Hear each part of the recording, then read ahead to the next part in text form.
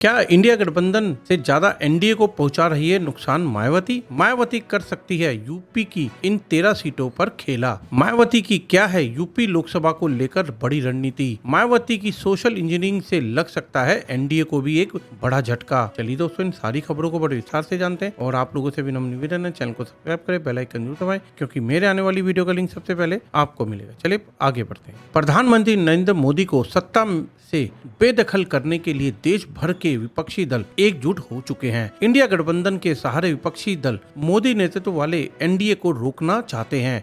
इसी क्रम में बहुजन समाज पार्टी समेत कई दल अकेले के दम पर चुनाव लड़ रहे हैं। बसपा अपनी तैयारियों में जुटी हुई है। बसपा इस चुनाव में एकला चलो की राह पर चल रही है। जिसको सबसे ज्यादा नुकसान करेगी वह एक बड़ा सवाल बना हुआ है। राजनीतिक गलियारों में चर्चा है कि बसपा इंडिया गठबंधन को नुकसान पहुंचा सकती है, लेकिन 4 बार यूपी की मुख्यमंत्री रही मायावती ने अपनी शतरंजी चाल से बीजेपी के लिए भी मुश्किलें कम नहीं करी हैं, बल्कि और ज्यादा बढ़ा दी हैं। यूं कहें तो मायावती ने पीएम मोदी एक बार फिर से सत्ता में आने से रोकने के लिए पूरी रणनीति तैयार कर ली है।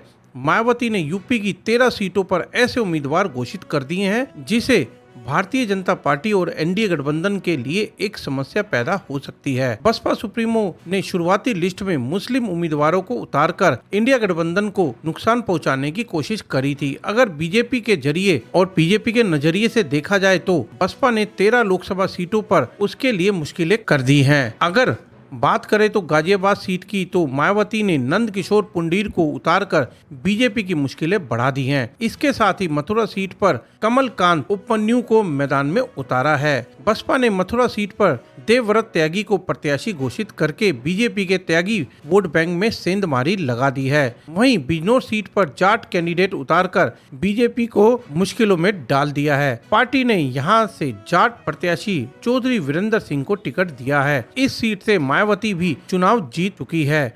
2019 में बसपा के मलूक नागर ने चुनाव जीता था। इस सीट पर बड़ी तादाद में दलित वोटर है। मुजफ्फरनगर सीट पर बसपा ने मुस्लिम उम्मीदवार न उतारकर बीजेपी के कैंडिडेट संजीव बालियान को सीधी टक्कर दे दी है। सपा ने हरिंदर मलिक को कैंडिडेट बनाया है। ऐसे में अगर हरिंदर मलिक को मुस्लिम वोट एक तरफा मिलते हैं तो बीजेपी के लिए मुश्किलें खड़ी हो सकती हैं, क्योंकि बीएसपी ने यहां से दारा सिंह प्रजापति को अपना प्रत्याशी बना लिया है। यानी कि पीछे और पिछड़े वोट जो बीजेपी को मिल सकते थे वो प्रजापति के साथ ही जा सकते हैं। बागपत सीट पर बसपा के परवीन बंसल को कैंडिडेट घोषित कर दिया है। परवीन बंसल बनिया समाज से आते हैं और बनिया बीजेपी का हार्डकोर वोटर है। ऐसे में बसपा ने वोट बैंक पर सेंधमारी करते हुए बीजेपी को तगड़ा झटका दे दिया है। इसी तरह बसपा ने लखीमपुर खीरी जिले से घोरहरा सीट पर ब्राह्मण कार्ड खेला है। बसपा ने बीजेपी की ही बागी श्याम किशोर अवस्थी को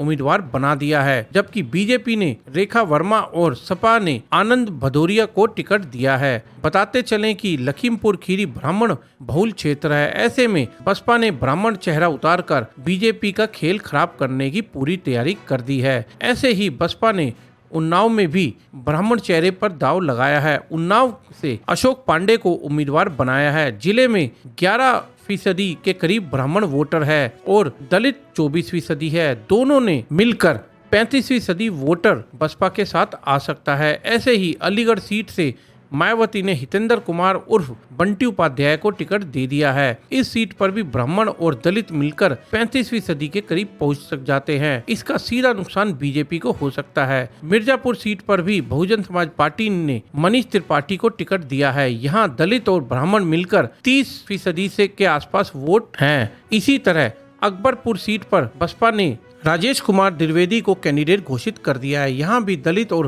ब्राह्मण सीट पर 34% के करीब वोट पहुंच जाता है। इसका सीधा फायदा बीएसपी को हो सकता है। इसके अलावा बसपा ने आजमगढ़ सीट पर भी भीम राजभर को कैंडिडेट घोषित करके मुकाबला त्रिकोणीय कर दिया है। हालांकि बसपा नेता शाह आलम उर्फ गुड्डू जमाली के सपा में जाने से समाजवादी पार्टी मजबूत हुई है, लेकिन मौजूदा समय में इस सीट से बीजेपी के दिनेश लाल निरहुआ सांसद हैं। इसके साथ ही घोसी सीट पर बसपा ने पूर्व सांसद बालकृष्ण चौहान को उतारा है और मुकाबला कड़ा कर दिया है। बस्ती से दयाश मिश्र और फैजाबाद सीट पर सचिदानंद पांडे यानी कि ब्राह्मण कार्ड खेलकर बीजेपी को नुकसान पहुंचाने की कोशिश जोरदार तरीके से की है। देश के दलित मतदाताओं ने राजनीति को काफी प्रभावित किया है। आजादी के बाद कांग्रेस पार्टी ने दलित समाज का एकाधिकार रखा था। दलित, मुस्लिम और ब्राह्मण के एक अटूट गठजोड़ ने कांग्रेस को मजबूत स्थिति दी थी। बाद में काशीराम और राज्यों में अलग अलग दलित प्रचारकों ने इस तरह से काम किया